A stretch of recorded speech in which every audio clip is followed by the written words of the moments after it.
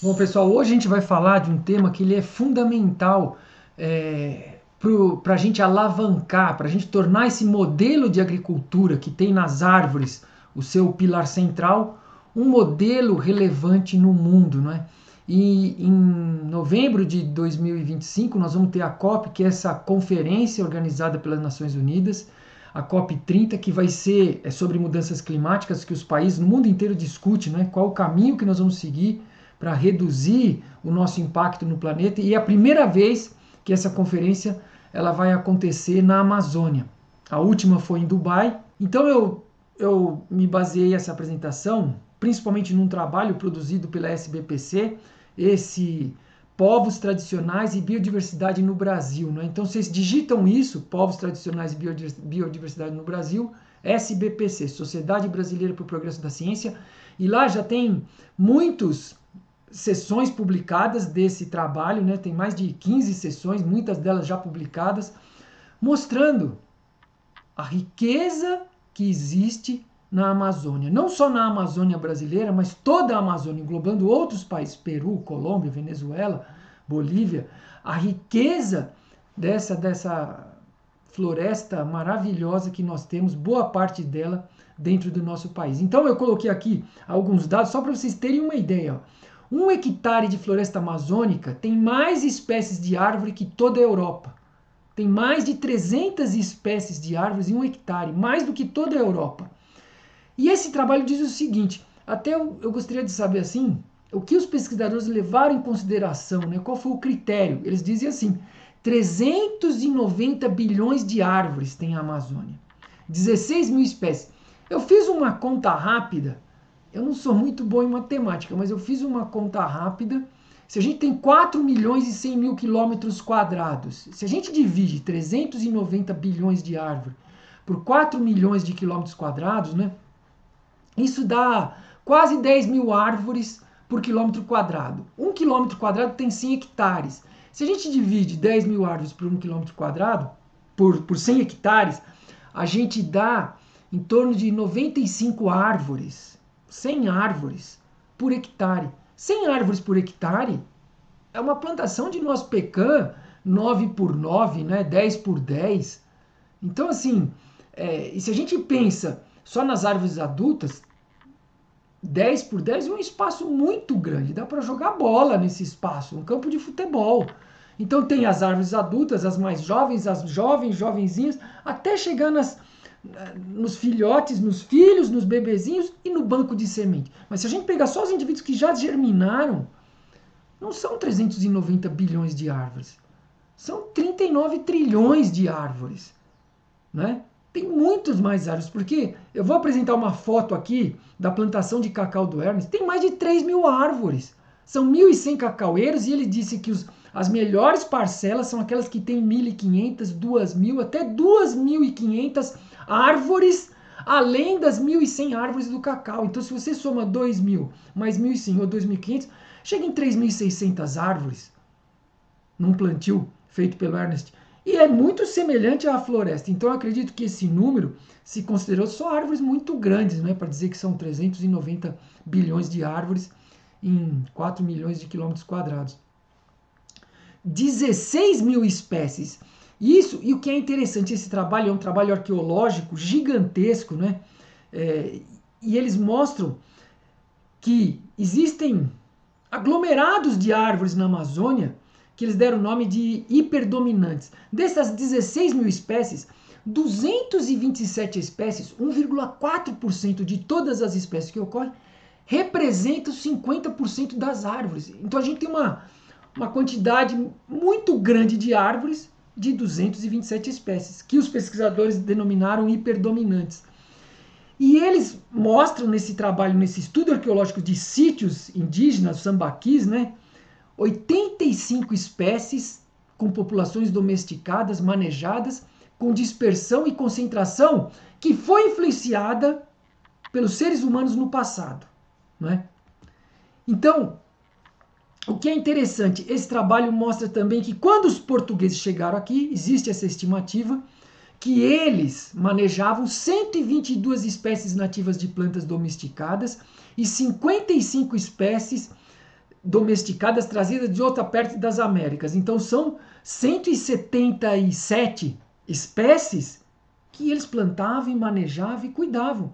Além de utilizar mais de 3.000 espécies. Dá para imaginar isso? Esses povos que viviam na Amazônia antes de chegar os colonizadores, nós temos os espanhóis, os portugueses, os holandeses, os franceses. Esses indígenas manejavam 3.000 espécies, eles usavam 3.000 espécies e manejavam 177 espécies. É uma coisa inacreditável. E a gente tem essa foto no trabalho: banana pacová, cará roxo, batata doce, mamão, macaxeira, mandioca, mingau de banana. A maior parte dessas plantas, por milhares de anos, elas compõem até hoje a dieta das populações tradicionais e urbanas aí dos neotrópicos. Quando a gente fala macaxeira e mandioca, é a mesma espécie. O que você tem é que a mandioca é a mandioca brava, que tem alta quantidade de ácido cianídrico, então você tem que fermentar. E a macaxeira, e ela é um pouco amarga se cozinhar e comer, né? Então tem que passar por esse processo de torra, fermentação, torra. E a macaxeira é o aipim, a mandioca doce, vamos dizer, aquela que a gente come cozida, né? E tem uma utilidade infinita. A gente diz no nosso livro que da mandioca se aproveita tudo, até a sombra da mandioca, para criar as nossas árvores, né? E nesse trabalho a gente tem aqui, ó, os sítios. Nesse mapa só tem os sítios que eles mapearam dos últimos 500 anos antes da colonização, ou seja, de 1000 a 1500. Dos anos antes da colonização, a gente vê que está concentrado na calha dos rios, esses triângulos vermelhos, todos concentrados aqui, próximo aos rios. Rio Amazonas, Solimões, Rio Negro, Tapajós, tudo concentrado, Xingu, né? Concentrado na calha dos rios. E a gente vê aqui o levantamento arqueológico das espécies hiperdominantes. Isso pega a Amazônia, não só o Brasil, o mapa Brasil aqui, pega todos os outros países, Bolívia, Peru, Colômbia, né? Venezuela, Suriname, Guiana Francesa, todos esses países aqui, ó, estão incluídos nessa linha vermelha, aqui é a Amazônia. E esses pontos vermelhos foi onde eles fizeram esses levantamentos. E o que é mais interessante, ó, eles encontraram os indícios por pólen, por fitólitos, que são determinadas estruturas, né, que se conservam como fósseis.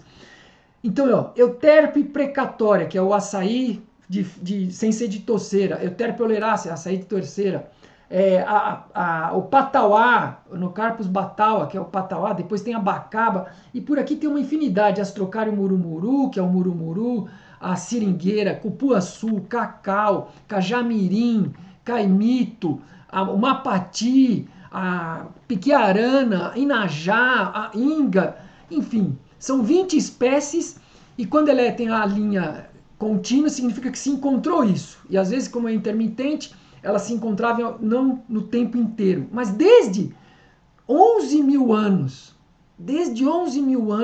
se encontrou os indícios dessas plantas que os indígenas manejavam e provavelmente também plantavam. Porque, olha bem isso, se você tem a gralha azul que planta pinhão, a cutia que planta castanha, a arara que planta seringueira, o gavião planta pupunha lá na Bahia, na fazenda do Ernest. Todos os animais plantam aquilo que eles gostam de comer. O ser humano, com a inteligência que tem, ele também não iria plantar? Então tá óbvio isso, né? E esse trabalho arqueológico mostra as evidências fortíssimas que os seres humanos plantavam, manejavam. E como isso funciona? Essa é a ideia. Oxissóis são latossolos, né? São pobres, baixa disponibilidade de nutrientes, é a característica dos oxissóis, é outro nome de latossolo.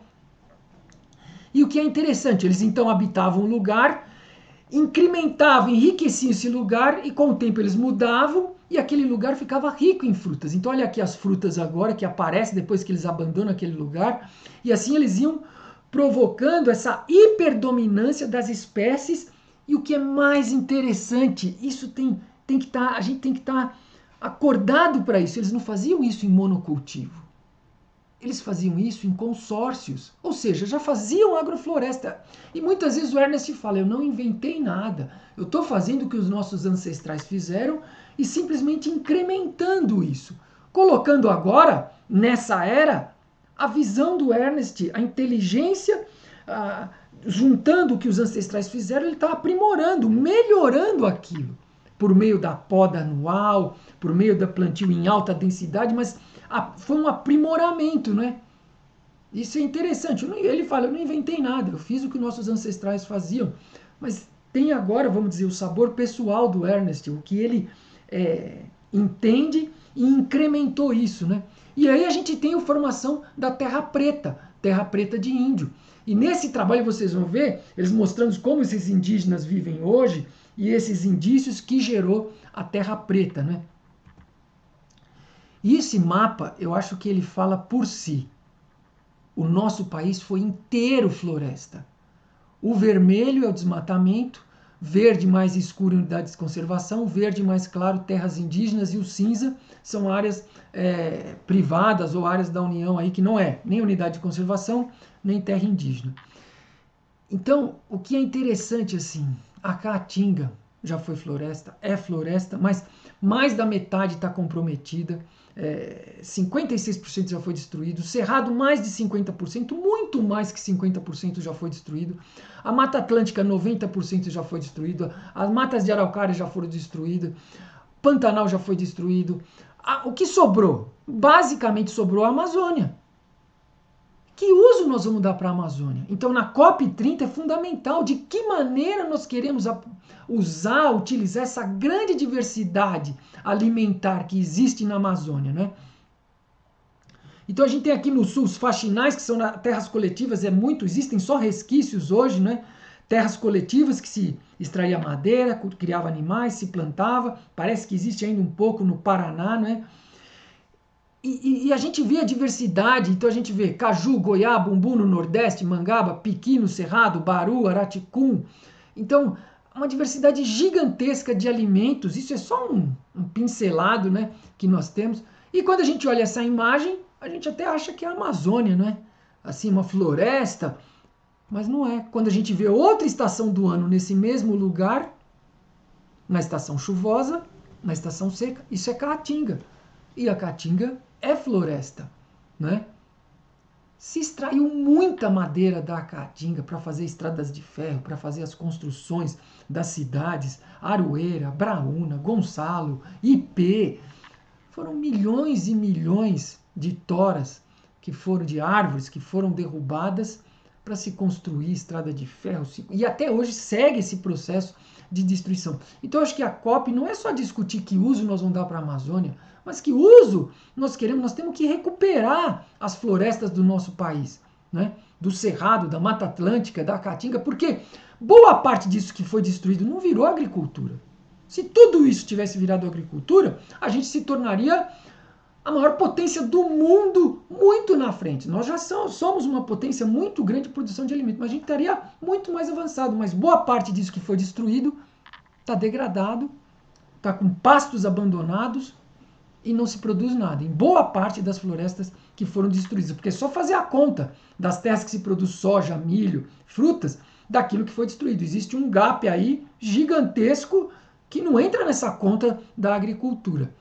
E aqui está o Adão, meu amigo agrofloresteiro, fazendo doutorado na Universidade do Ceará em agrofloresta, agrônomo da Emater do Ceará, na cidade dele, Piquet Carneiro, com essa suma uma gigantesca. Então você vê que a Amazônia, não existe um limite político para a Amazônia. O limite da Amazônia é ambiental. Onde se tinha condições de crescer e tinha banco de semente, as árvores cresciam. Então você tem lá na Serra do Baturité, por exemplo, é uma Amazônia, né? Um clima chuvoso. Então onde tem condições, a Amazônia se manifesta, ou a Mata Atlântica se manifesta. Nós temos um parque em Goiás que é as matas ciliares do Cerrado. Muitas parecem Mata Atlântica, tem espécies da Mata Atlântica. Então onde se tem condições, se manifestam as espécies que têm potencial, que têm a ecofisiologia para crescer naquele lugar. Esse trabalho eu encontrei do Ministério da Saúde, alimentos regionais. Quando a gente pensa na Amazônia, isso aí você pode baixar lá, alimentos regionais brasileiros, no Ministério da Saúde, você digita esse título e baixa na internet. Região amazônica, tem 46 tipos, os mais comuns, né? E quando a gente vê frutas, hortaliças, leguminosas, tubérculos, raízes, cereais, farinhas, ervas, E quando a gente vai ver as outras regiões do nosso país, são mais 161 tipos. Então, são mais de 200 tipos de alimentos regionais que a gente tem no nosso país. Mas por que o Ministério da Saúde está publicando alimentos regionais? Isso não tinha que ser o Ministério da Agricultura? Não, porque está correto na nossa visão, porque o Ministério da Saúde olha a alimentação, a agricultura, como um instrumento de saúde pública. E se você vê esse trabalho da doutora Daphne Ermili, que ela se formou como médica em Harvard, ela diz o seguinte: 95% das doenças podem ser curadas com alimentação. Então tá o site dela aí, tem vários filmes lá, você pode assistir, colocar legenda em português, super interessante. Ela visitou muitas fazendas, visitou muitos lugares no mundo. Ela publicou um outro livro, você entra lá na Amazon.com, Daphne Ermili, tem outros livros publicados por ela, que ela mostrando que existe uma relação muito forte entre produzir um alimento saudável e ter pessoas saudáveis. Sem venenos, sem agrotóxicos, com solo rico em microvida, você tem pessoas saudáveis, fortes, que vivem muitos anos. E esse trabalho que eu encontrei, um livro, que também está na Amazon.com lá, A Fonte da Longavida e Saúde entre os Hunza. Hunza é um povo que os ingleses acharam quando chegaram na Índia, como se fosse um Shangri-La, e as pessoas viviam mais de 100 anos com saúde. O título do livro é A Roda da Saúde, né? E eles descobriram o que? Esse inglês que visitou esse Shangri-La, esse povo que estava ali no pé dos Himalaias, que eles construíram canais muito longos e a água vinha do degelo do Himalaia, que devido ao atrito do gelo na rocha, né, solubilizava os nutrientes e eles irrigavam suas plantações, bebiam essa água, que é como se fosse hoje uma medicina ortomolecular, com dezenas e dezenas de micronutrientes, então eles tinham todos os nutrientes, o alimento tinha uma densidade nutricional alta e eles não tinham médico na comunidade. Só quando quebrava um braço, se cortava, mas doença, no livro diz que tem pessoas que viveram até 140 anos. Então, a agricultura é um instrumento de saúde pública.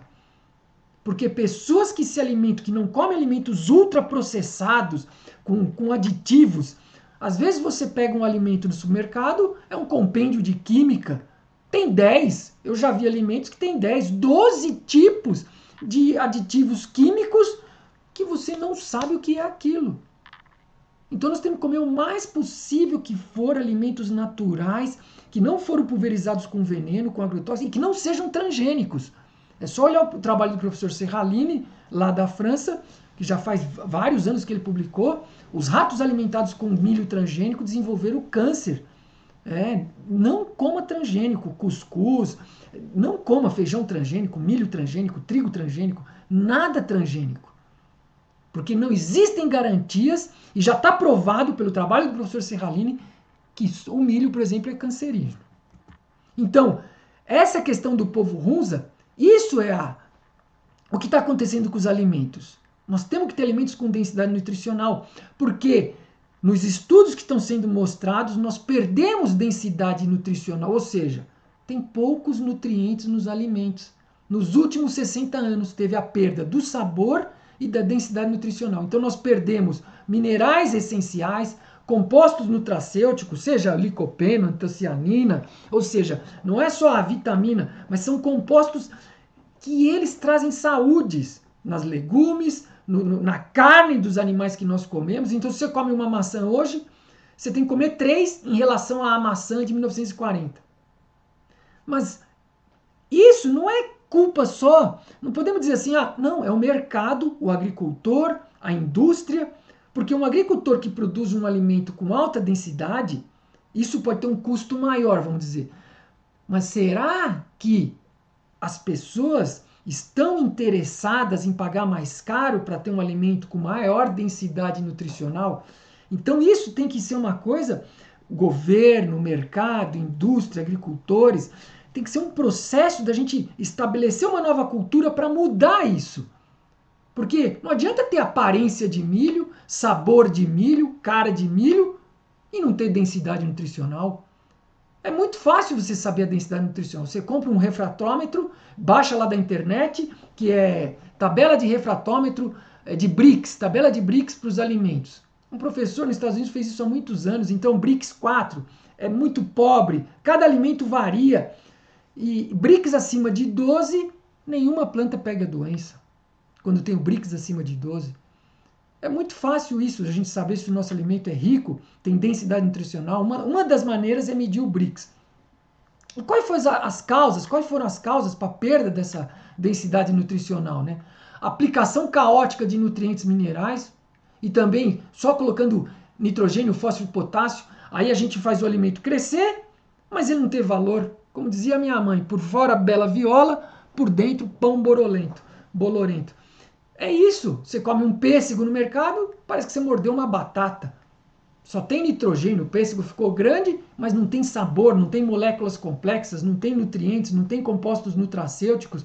Enfim, é cara de alimento, mas você chupa uma laranja do mercado, não tem sabor. Agora você vai no agricultor, colhe uma laranja, que ele não usa veneno, ele cria lá um modelo familiar ou em consórcio. A laranja é muito mais saborosa, a mesma variedade, né? Então, isso também, uso de variedades de alto rendimento, ou seja, a gente fez o alimento produzir mais, mas muitas vezes aumentou só o amido, não aumentou os nutrientes, os micronutrientes. Agricultura química, que torna as plantas disfuncionais, sem microvida, porque mata o microbioma que protege a planta, o microbioma que vai com a raiz para a próxima geração. Os fungicidas, inseticidas matam esse microbioma. Os alimentos geneticamente modificados, não coma isso, não faz bem para a saúde, né? O esgotamento e degradação do solo, tudo isso gerou a perda da densidade nutricional dos alimentos. Então a gente tem aqui, ó, a perda de nutrientes. Esse é um trabalho publicado na Índia, né, que eu mostrei ele aqui, esse trabalho aqui de baixo, ó, An Alarming Decline in the Nutritional Quality of Foods. Então você digita esse título, pode ver o trabalho inteiro na internet, e os pesquisadores mostram isso. A redução, ó, em banana, você tem aqui 25% menos cálcio, 55% menos ferro, 57% menos vitamina A, 9% menos vitamina C, e por aí vai. De todas, ó, essas frutas e aqui os vegetais. Então, salsinha, 32% menos cálcio. Aqui, por exemplo, onion, 100% menos vitamina A. Então por aí vai, né? A diminuição. E não é só isso. A gente tem uma mudança dos hábitos. A vida é fluxo, né? A vida é impermanente. Então você tem aqui na Índia, por exemplo, nessa região de Rajasthan, se eu não me engano, eles comiam diversos tipos de milheto, né? Diversos tipos de milheto, sorgo, milho, barley, não sei se é cevada, aí trigo. O trigo aumentou 5.500% e todos os outros cereais, menos 98, menos 92, 72, todos diminuíram. E aí mostra essa mudança no hábito alimentar que influenciou muitas vezes negativamente também, porque tinha uma diversidade maior e eles reduziram, estreitaram a segurança alimentar, estreitaram a base de alimentos, que isso que dava saúde, porque tinha o alimento antigamente densidade nutricional e diversidade. Então, quando a gente come vegetais, e se você não come carne, a gente tem que buscar um leque maior de vegetais, para buscar os nutrientes em vários vegetais, porque muitas vezes na carne está concentrado e já está provado, né, que comer muita carne todos os dias, 3 refeições, isso não faz bem para a saúde de forma geral. E esse trabalho do professor Paulo Cavalcante, já falecido, do Museu Emílio Guild, eu comprei isso na década de 90, ele fez esse trabalho em 72, 79, estudando, de 72 e 79, estudando as frutas comestíveis da Amazônia. Ele listou 176 espécies nativas e aclimatadas, ou que sejam de outras regiões, mas que crescem bem na Amazônia, no clima tropical. Então é impressionante. Compre esse livro, está na estante virtual, é muito barato, R$10, compra esse livro. Eu coloquei do A até o C, só uma que entrou do D aqui, o Dão, mas ó, a Bio, a Bajeru, Açaí, a Caju, a Xauá, a Griot, a Aguacê, Aguagê, por aí vai, pessoal. Só de Araçá aqui, ó, Araçá Boi, Araçá do Campo, Araçá Dianta, Araçá Lima, Araçá Mirim, Araçá Pera, uma infinidade gigantesca de frutas.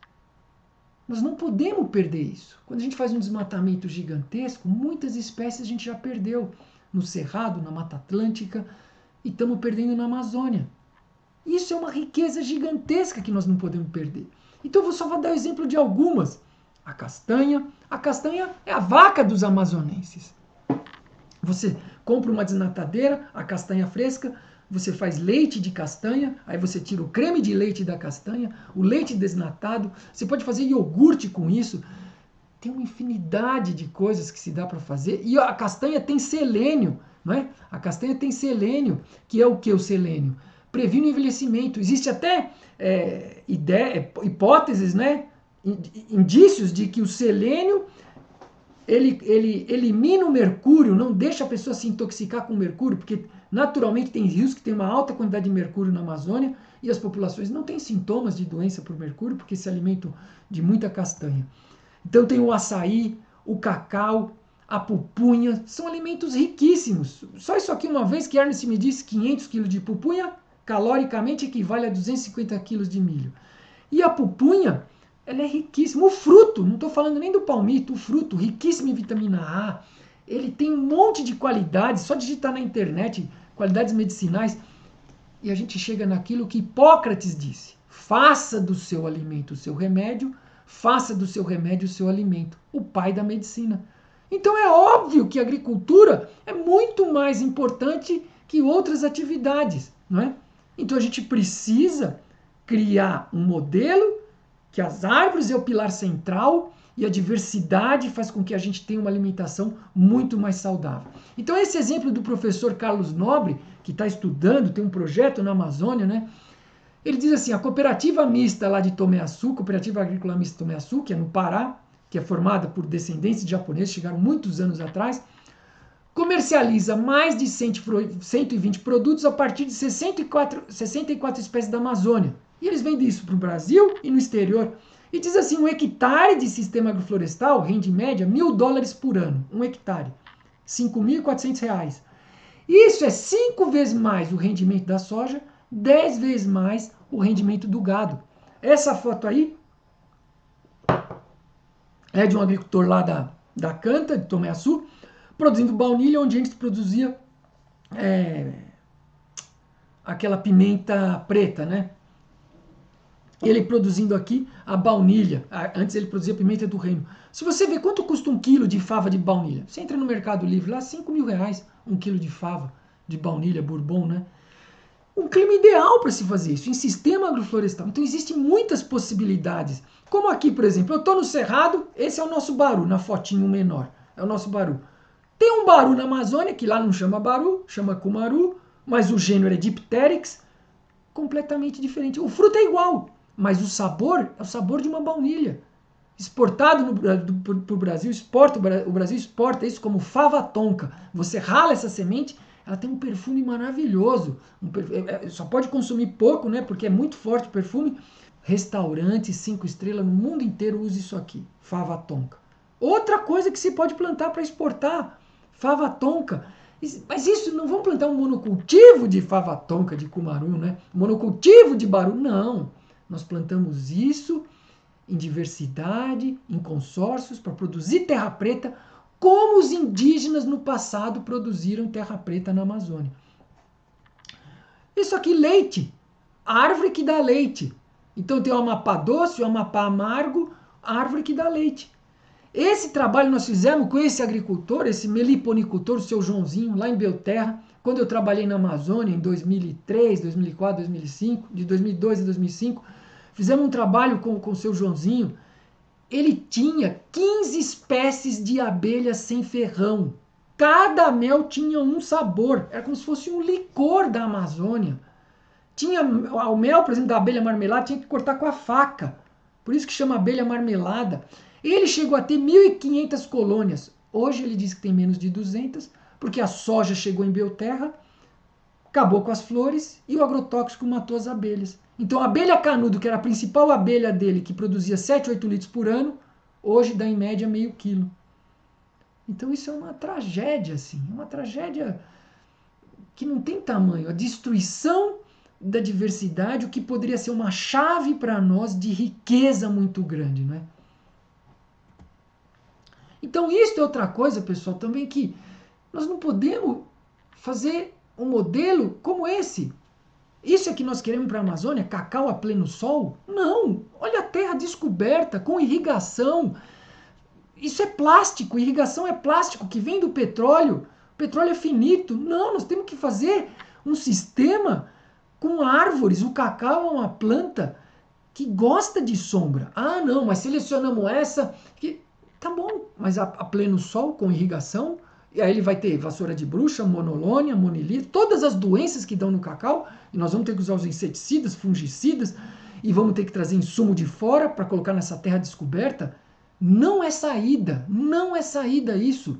As pessoas têm que voltar para a zona rural. Nós temos que construir sistemas complexos, ou a gente vai esperar o colapso chegar de vez, e aí nós vamos ter hordas de pessoas desesperadas. Não, nós temos que ir para a zona rural e construir sistemas complexos, como esse do Ernest, Fazenda do Ernest, na Bahia. Isso é um sistema complexo, que produz 120 toneladas de matéria verde por ano por hectare. E depois da poda, isso aqui tem mais de 3.000 árvores por hectare, contando as adultas. Então olha isso, é uma riqueza. Produz 70 a 100 arrobas por hectare. A média na Bahia é 18 a 22 arrobas. Ernest produz de 70 a 100 arrobas. Então isso é viável, é possível, existe tecnologia e ela é originária do Brasil. Ernest vive no Brasil há 50 anos, 40 anos. Então é possível fazer isso. Nós temos tudo na mão. A gente só precisa fazer e mostrar que é esse desenvolvimento que nós queremos para a Amazônia. Olha a produtividade do cacau do Ernest. Super produtivo. Olha o solo coberto. Não precisa trazer insumo, não dá doenças. Existem aí centenas de pássaros que fazem o controle, que eles se alimentam dos insetos. Então não tem como, impossível um inseto se tornar praga. É impossível. Porque tem uma infinidade enorme de passarinhos. E olha os fungos. Esse do meio aqui, ó, surgiu numa agrofloresta de uma amiga lá no Rio Grande do Sul. É um fungo da Austrália. Talvez veio com os eucaliptos no passado e se estabeleceu no Brasil. Todos os outros são da fazenda do Ernest. Todos esses fungos que aparecem aqui na imagem são da fazenda de Ernest Goethe, fazenda Olhos d'Água. Ernest aumentou na floresta em Pousio, que era 3:1 fungo e bactéria, onde Ernest faz o manejo, é 16:1, isso é disruptivo, isso é de explodir a mente, assim, não existe ninguém que consiga chegar em 16:1 a relação em massa de fungo-bactéria. Tem uma infinidade enorme de fungo. Então a agrofloresta é isso, um modelo que tem árvores, o modelo que nós queremos propagar, que a agricultura sintrópica é viável, é possível, a gente só tem que fazer. Agora a gente pega, por exemplo, a questão do açaí no Pará, né? Olha isso, de 2011 a 2020, o açaí aumentou 15.000%. Então o que acontece? Agora vamos plantar só açaí, porque tem preço, tem mercado internacional, e aí isso impacta fortemente a Amazônia, porque nós estamos derrubando Sumaúma, Jatobá, para ter só açaí. E quando a gente vê esse trabalho da Embrapa, isso é maravilhoso, esse trabalho. Aqui eles estão dizendo o seguinte, ó, quando eu tenho área com muita floresta, eu coloco caixa de abelha, eu aumento 2 vezes a taxa de visita das abelhas silvestres, né? 4 vezes na colheita e lucro. Se eu tiro as caixas de abelha, não tem influência nenhuma, porque eu tenho floresta. Então é uma redundância eu colocar caixas de abelha, onde eu tenho floresta e açaí. As caixas de abelha se tornam redundantes, porque a floresta já cumpre esse papel. A floresta já sabia que produz mais açaí. Então se eu tenho açaí monocultura e não tenho floresta, eu estou produzindo 4 vezes menos, aí eu tenho que colocar caixa de abelha. Mas é muito mais fácil, de você ficar manejando caixa de abelha, é muito mais fácil ter floresta. E outra coisa, quando você coloca caixa de abelhas, com caixa de abelhas você tem redução de 60% na abundância de abelhas silvestres e de 50% na riqueza de espécies, porque você colocou mais abelhas, né? Aquela que você quer que polinize o açaí, e a ela agora elas vão pegar a comida e não vai ter para aquelas silvestres. Então você está impondo ali uma pressão nos naturais. Então qual é a melhor saída? Ter floresta, plantação de açaí e não se preocupar em colocar caixa de abelha. Você vai ter uma grande produção açaí com floresta nativa. Esse é um outro exemplo que está destruindo todas as florestas tropicais no mundo, o cultivo de dendê, né? Então isso eu tirei aqui do Economist, que a crescente demanda por óleo de palma é desmatamento gigantesco de florestas, e na Amazônia também, incluindo, tá aí, o trabalho diz, ó, você tem uma degradação e a perda de alguns dos ecossistemas mais importantes do mundo, incluindo a floresta amazônica. Então isso é... Agora, o mais absurdo, pessoal, a gente tem a destruição, né, das florestas tropicais, como aqui tem os orangotangos, isso é do World Wildlife, da WWF, e o que é mais impressionante, em Sumatra, essas plantações de dendê aqui, ó, isso aqui, ó, em Sumatra, está aumentando muito o número de ratos que vêm se alimentar dos frutos, porque é doce, adocicado, né, a polpa do fruto. Isso trouxe muitas cobras, muitas serpentes. Está tendo muitos casos de acidentes com serpentes. Aí que as pessoas que plantam esse modelo estão matando as cobras para tirar a pele. Então a gente piora ainda, é como se os economistas dissessem, era rentabilização dos subprodutos secundários. Ou seja, tudo gira só na economia e a gente destrói o ecossistema. E se dissesse, por exemplo, que os ratos têm preço, aí a gente ia caçar os ratos agora também para tirar a pele deles ou fazer o que fosse para isso gerar mais dinheiro. Mas é possível se viver com florestas e ter uma vida digna, uma vida com fartura, uma vida com saúde, né? É só a gente entender como as florestas funcionam. Esse trabalho feito pela Natura, a Ernst trabalhou no começo, em 2006, se eu não me engano, nesse trabalho, que a plantação de dendê na Amazônia é 9x9, e nesse trabalho eles consorciaram dendê, tiraram uma linha de dendê e fizeram florestas biodiversas, né? Um trabalho da Natura também, parece que envolveu a Embrapa. E aí o dendê que produzia 138 quilos por planta passou a produzir 180. Então não foi uma redução de 1/3. E ainda se produziu açaí nessas filas de árvore aqui, cacau, cajamirim, glericídia. Então a gente melhorou aquela monocultura. E ainda está em larga escala. Então é possível melhorar. Porque o monocultivo ele é deletério para a natureza. Então aqui a gente tem a monocultura de dendê, a agrofloresta e a floresta. Então não podemos esperar por tecnologias que não existem, porque todo mundo diz, muitas vezes as pessoas falam, né? Não, a tecnologia vai resolver o problema. Ué, mas se não existe, isso não é uma atitude prudente, a gente esperar ainda por uma tecnologia, né? Eu acho que fundamental, isso é o professor Carlos Taibo, eu acrescentei mais um item aqui, o professor Carlos Taibo, que trabalha com decrescimento econômico, que não tem como a gente só... É um país finito, então não tem como crescer a economia. O mundo é finito, é um planeta Terra finito. Então precisamos avaliar cada ação ou tecnologia no seguinte aspecto. Essa tecnologia que nós estamos usando para produzir alimento, desde o seu nascimento, obrigatoriamente faz a vida prosperar até o estabelecimento completo e regenerativo do agroecossistema? Ou seja, a gente não destrói a vida, a gente potencializa a vida e aquilo pode se regenerar e produzir terra preta? Se a resposta é sim, então a gente usa essa tecnologia. Qual a condição social de quem aplica a tecnologia? Se ela atende apenas 5% da população, não é viável. Nós temos que atender 100% da população. Porque se ela atende só uma elite, uma classe dominante, isso não é uma tecnologia que a gente pode aplicar no mundo inteiro. A natureza ecológico-energética dessa tecnologia, o uso contemporâneo dessa tecnologia impede o acesso à mesma pelas gerações futuras? A questão de o que a gente está fazendo hoje, os nossos sucessores, né? Eles vão poder também fazer, eles vão ter acesso a uma floresta biodiversa, riquíssima, todos os alimentos, densidade nutricional? Se a resposta é sim, podemos usar essa tecnologia. A condição política da tecnologia, ela requer sistemas hierarquizados e piramidais de poder que cancelam o debate público, cancelam a democracia direta e a autogestão? A tecnologia ela tem que ser libertadora. Ela não pode ser uma tecnologia que castra a criatividade, que limita, que estreita a vida das pessoas.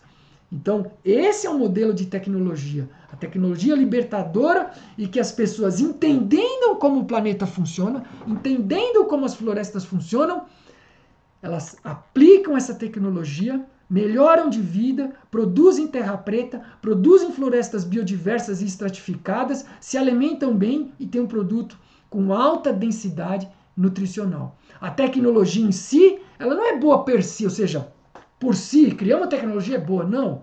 Nós temos que olhar esses aspectos aqui listados, 3 deles foram listados pelo professor Carlos Taibo, e o primeiro eu coloquei, que a tecnologia ela tem que ser boa desde a sua implantação, manutenção, e ela, aplicada, regenera as florestas.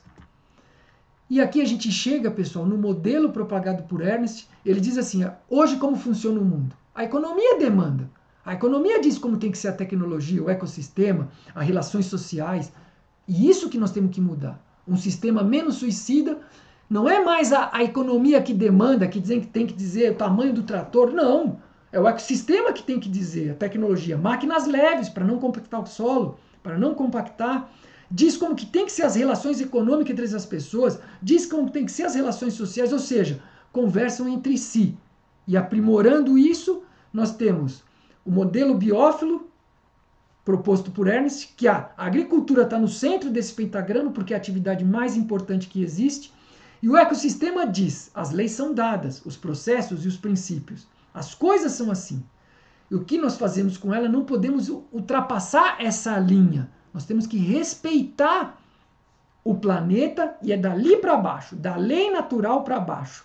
Então, como tem que ser a filosofia, como tem que ser a tecnologia, a economia, conversam entre si e a atividade prática, a agricultura no centro desse pentagrama como a atividade mais importante, e os valores dessa sociedade, e a gente chega numa proposta que ela está englobada pelos 15 princípios propostos por Ernst, está lá no site agendagate.com, você lá, 15 princípios criados por Ernst, e a abundância, nós vamos gerar abundância. A abundância gera uma cultura de paz. Aí nós não precisamos mais fazer guerra, porque tem alimentos, tem saúde, educação, cultura para todos os seres do planeta. E aí a gente tem os valores ancorados, por exemplo, no imperativo categórico de Kant, que diz o que é um dos 15 princípios que Ernst elencou, que diz o quê? O que eu faço são aplicados a uma lei universal que se aplica a mim e a todas as outras pessoas. Ou seja, resumindo, eu não quero para os outros o que eu não quero para mim. Ou seja, eu me submeto aos mesmos princípios que eu submeto todos os meus semelhantes. E a gente chega na tecnologia proposta por Ernst, que é o Peace Farming, é a tecnologia com máquinas leves. E o dinheiro, enfim, ele é um subproduto, é um efeito secundário dessas práticas agora em harmonia com o planeta Terra. E aí eu coloco essa frase do professor Carlos Nobre, que eu acrescentei ali a palavra inclusiva.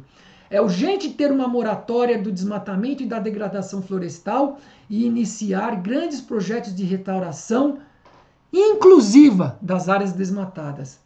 Eu pensei em colocar produtiva, mas inclusiva, ela inclui, não é só produção para nós, ela inclui todos os seres que vivem naquela região, inclui as espécies que vivem naquela região, assim a gente constrói uma floresta que tem a forma e a função da floresta original. Por isso que tem que ser uma restauração inclusiva, que Ernst já falou isso lá naquele filme Life in Synthropy. É uma agricultura inclusiva, nós incluímos os outros seres, né? Não isolamos, não existe monocultivo. E eu coloco essa frase do Paul Hawken, que é um ambientalista dos Estados Unidos, tem vários livros, recomendo que vocês leiam, né? E ele diz que existe hoje um movimento no mundo de milhares de organizações que estão trabalhando por questões ambientais e justiça social. E que essas organizações se tornaram a resposta imune da humanidade à corrupção política, à doença econômica e à degradação ecológica. Algo diferente de tudo que já vimos em termos de escala, amplitude e diversidade. Então você tem que se unir a esse movimento. Não vamos esperar o colapso chegar no nosso quintal. Ele já está em muitos quintais. Mas vamos nós agarrar essa oportunidade, nos juntar a outras pessoas que estão nesse movimento mundial de exigir, da gente praticar a desobediência civil. Se os políticos não nos representam, vamos exigir então agora nas ruas o que nós queremos, de forma pacífica, que se mude e que nós queremos as florestas em pé, produtivas biodiversas e densidade nutricional nos nossos alimentos. Chegamos então, pessoal, ao final do nosso vídeo e é importantíssimo assim que a gente se engaje nesse movimento mundial de transformação que está acontecendo e que a gente seja, como disse Gandhi, que a gente seja a mudança que nós queremos ver no mundo. Até a próxima.